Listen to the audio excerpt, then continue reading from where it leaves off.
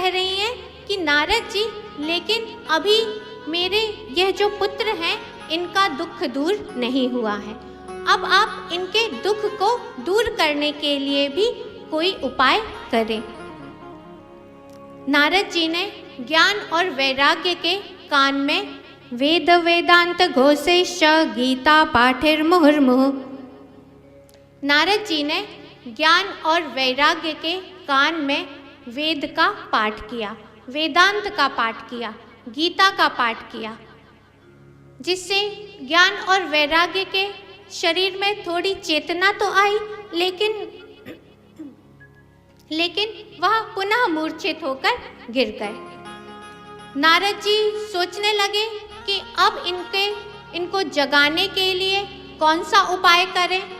उसी समय आकाशवाणी हुई कि नारद जी, आप इनके लिए कोई सत्कर्म कीजिए। और वह सत्कर्म क्या है, कोई महापुरुष बतलाएंगे।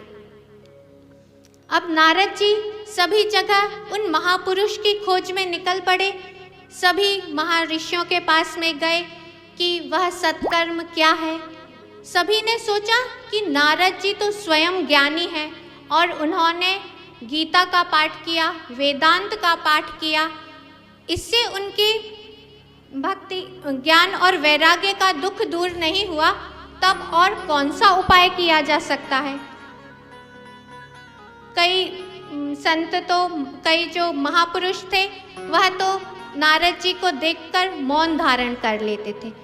नारद जी के जो प्रश्न था उसको सुनते तो सभी थे, लेकिन कोई भी उसका उत्तर नहीं दे सका। अब नारद जी ने विचार किया कि अब मैं बद्रिकाश्रम जाऊंगा, वहां पर मैं तप करूंगा। और नारद जी बद्रिकाश्रम में पहुंचे। वहां पर नारद जी को सनकादि ऋषि मिले। पंचाहायन संयुक्ता पूर्वेशम अपि पूर्वजा। सनकादिक 4 भाई हैं, सनक, सनंदन, सनातन, सनत कुमार।